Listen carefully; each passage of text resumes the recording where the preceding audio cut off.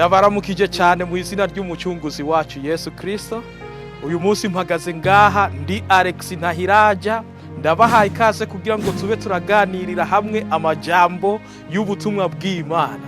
Uyu munsi mpagaze ngaha nk'inderesi y'Imana, shaka kugira ngo mburire isi, ndayibwire ibiriko biraba kuri iyi si, ndabereka uburyo Satani ariko aragerageza guhubisha abantu b'Imana. Uyu munsi kicigisho citwa ngo Satani mu rusengero. Ndasavye kugira ngo mpaka kanya kugira ngo turabire hamwe uburyo Satani yigisha ivyigisho mu masengero kandi abantu babona.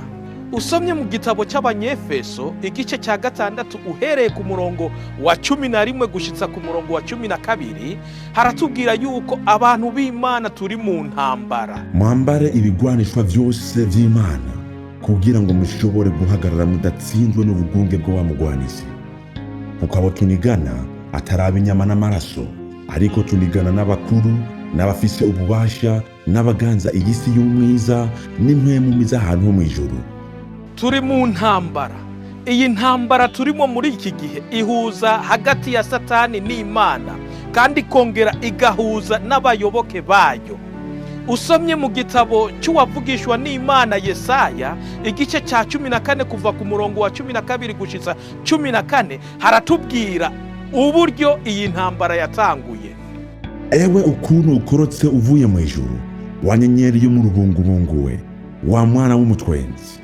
Ewe ingene uciwe agacika hasi, we watsinda amahanga. Wari waribariye mu mutima uti, nzoduga nje mu ijuru, nkuze ingoma yanje isumbe inyenyeri z'Imana. Uti, nzovyagira ku musozi w'ikoraniro mu ruhande rw'impera y'umuraruko. Uti, nzoduga ndenga ibicu bigarukira, nzoba nk'isumba vyose. Ngo wari waribariye mu mutima nguti nzoduga. Aya n'amajambo Satani Luciferi yiyumviye ngo nzoduga, ngo kandi nzoshinga ingoma yanje irute inyenyeri zose. Nzoduga nje mu ijuru, nkuze ingoma yanje isumbe inyenyeri z'Imana. Mbega izi nyenyeri zivugwa ngaha muri iri jambo ry'Imana, mbega ni inyenyeri dusanzwe tubona nyene izi ziri hejuru, canke yoba ari imvugo ngereranyo? Usomye mu gitabo cy'ivyahishuriwe Yohana igice cya 1 ku murongo wa 20, haratubwira neza yuko inyenyeri zigereranijwe n'abamarayika. Ibanga ry'inyenyeri ndwi izo umbonanye mu kuboko kwanje kw'iburyo, n'ivy'ibitereko kw'amatara ndwi vy'izahabu.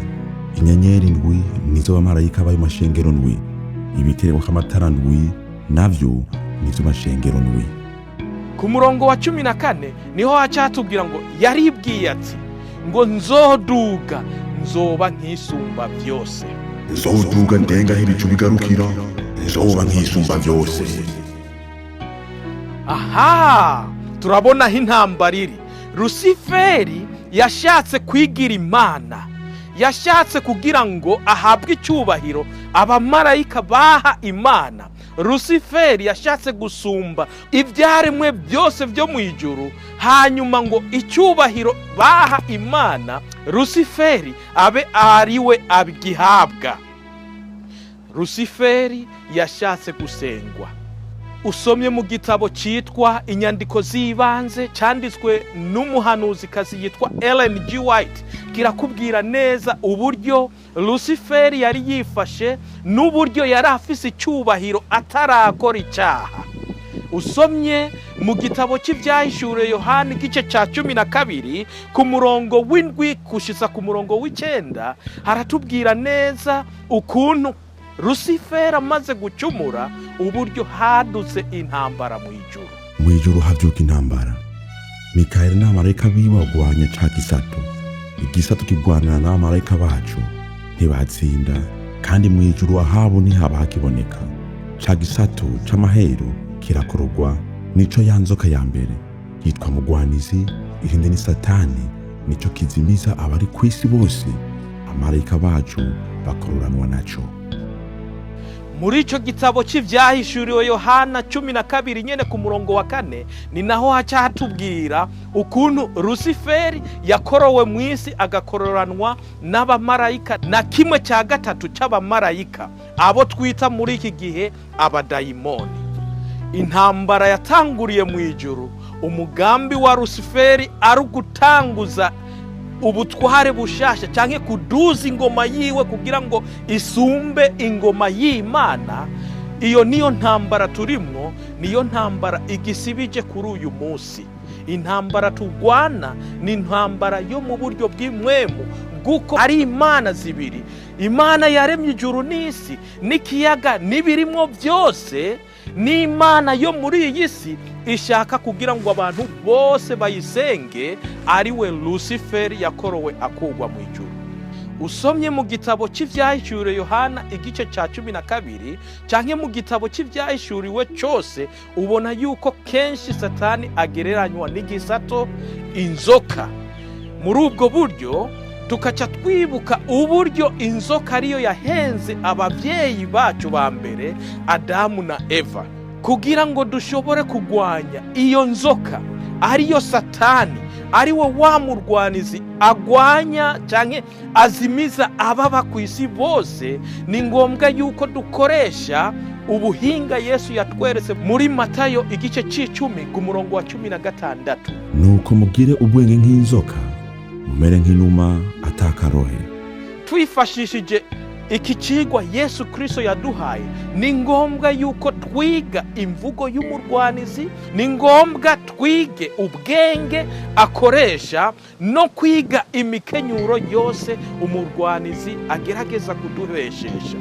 Kandi umuntu wese ashaka kunesha uyu mwanzi ategerezwa kutirengagiza no kwiga duhereye ku bavyeyi bacu ba mbere, Adamu na Eva, kuko aribo ba mbere bashoboye kubeshwa n'uyu mwansi w'isi. Ijambo ry'Imana ritubwira, usomye mu gitabo cya Timoteyo wa mbere igice cya 4 ku murongo wa 1, yuko mu bihe by'iherezo uko Satani yahenze abavyeyi bacu ba mbere, Adamu na Eva, yuko ariko azogerageza kwigisha abantu benshi, ngo kandi benshi bazota inyigisho nzima bisobanura amajambo y'Imana y'ukuri, ariko bakurikire inyigisho z'abadayimoni. Ariko muhema avuga vyeruye yuko mu bihe bizoza bamwe bazota ivyizego, bagashira umutima ku vy'impwemu zizimiza no ku vy'inyigisho z'abadayimoni. Kugira ngo tumenye inyigisho z'abadayimoni, nuko dusubira ku ishure ryo muri Edeni, tukongera tukarabira hamwe uburyo ubujanja, uburyo Satani yakoresheje kugira ngo ahende Adamu na Eva. Uhoraho Imana abarira uwo muntu ati, igiti cyose cyo muri iyo tongo ukijye kukugomba, ariko igiti kimenyekanisha icyiza n'ikibi ntuzukijyeko, kuko umunsi wakiriyeko uzopfa nta kabuza. Nta kimana yari yahishije aba bavyeyi bacu. Imana yacu ni Imana y'urukundo. Yari yarababwiye ati, nimwarya ku giti kimenyekanisha ikibi n'icyiza muzopfa nta kabuza. Uyu munsi niko Imana ikitubwira, nta gihe na kimwe Imana itubesha. Iratubwira ngo ingero y'icyaha n'urupfu. Ariko Satani we uburyo yigisha yuko umunyabyaha atazopfa, kandi ko umunyabyaha atakimana izomugira. Nagira nkubwire mwene data, nagira nkuburire ingero y'icyaha n'urupfu.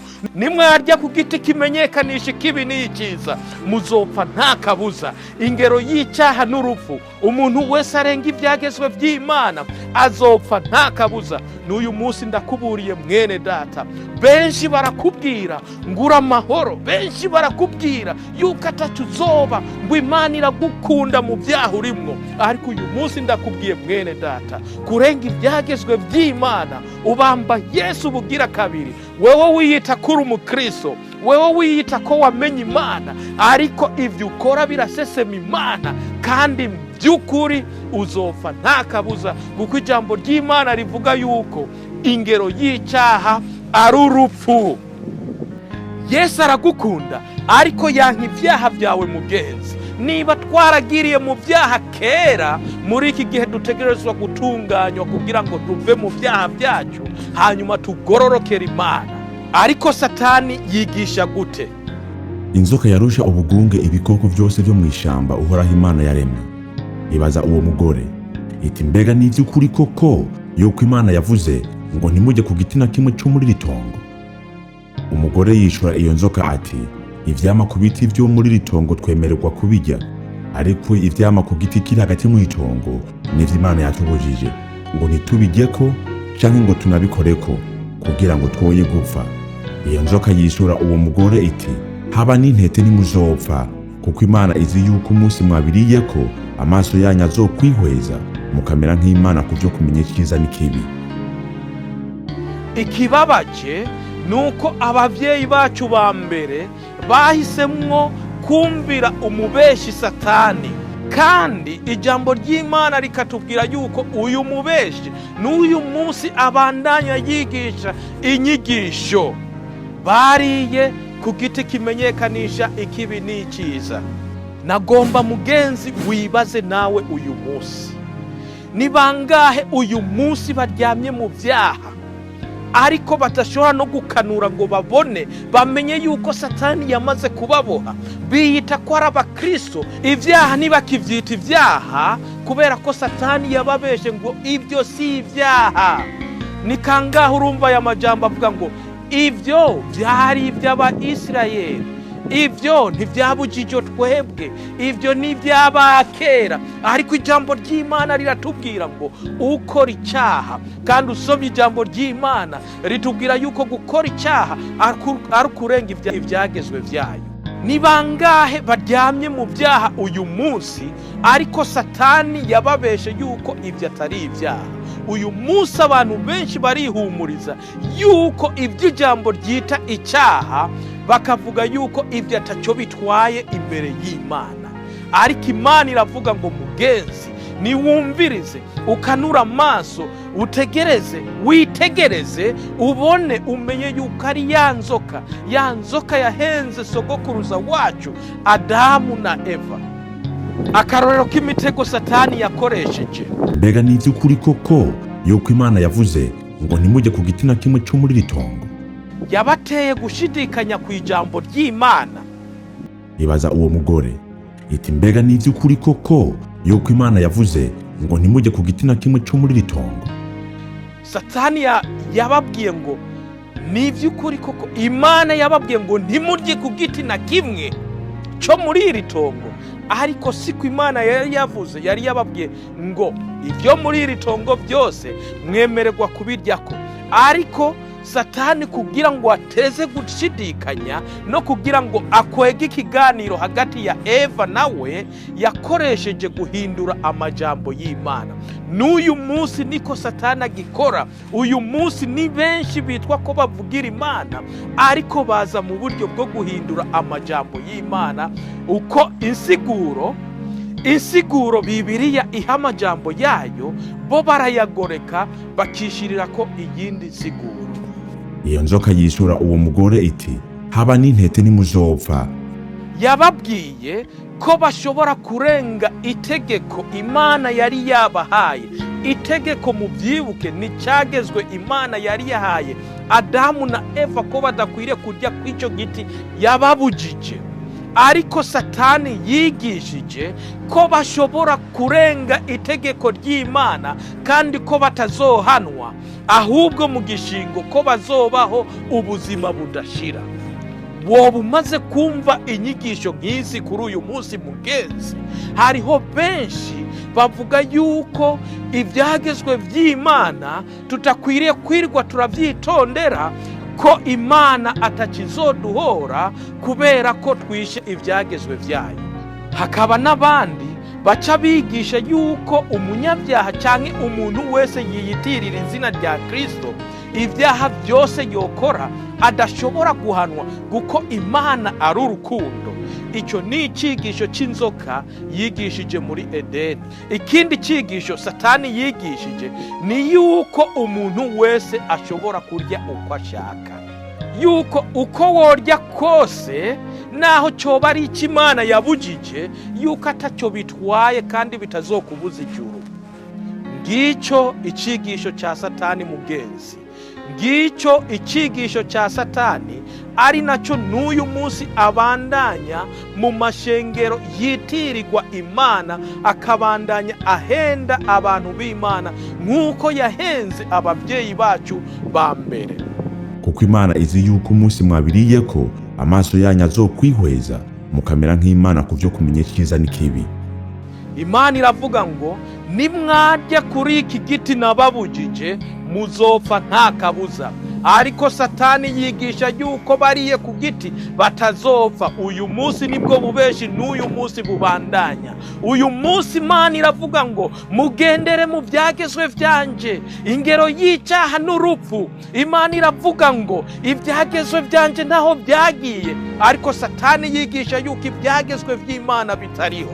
Uyu munsi Imana iravuga ngo kugeza hijuru n'isi n'ikiyaga n'ibirimo byose bizokurirwaho, ngo nta n'akaburungu, nta kanyuguti, nta kazasa kazopfa ku byagezwe by'Imana. Ariko Satani yigisha yuko ibyagezwe by'Imana ijuru n'isi bikiriho, ibyo byagezwe bitakiriho. Uyu munsi Imana iravuga yuko ibyagezwe ari byo bizoducira urubanza. Usomye muri Yakobo igice cya 2 kuva ku murongo w'10 gushitsa 12, haratubwira ngo mukore muvuge nk'abagira bacibwe urubanza n'ibyagezwe bizana umwidegenzo. Nk'uko leta izo arizo zose zo muri iyi si zidashobora guhana umuntu w'umunyabyaha uwo ari we wese zitisunze itegeko, ni nako na leta yo mu ijuru idashobora kuzohana hatisunzwe itegeko ry'Imana. Aha uca wumva mugenzi akaga abantu bariko bagerageza kwikingira bavuga yuko ibyagezwe bitabaraba, akaga barimo mugenzi. Uyu munsi Satani ababesha yuko tutakwiriye kwitondera ibyagezwe. Uyu munsi Satani ababwira yuko mutazopfa. Ariko uyu munsi mpagaze ngaha mu izina rya Yesu Kristo, mpagaze ngaha nk'inderesi Imana yashize ngaha kugira ngo ndakuburire mugenzi, uzopfa nta kabuza niwarengiza icyagezwe cy'Imana.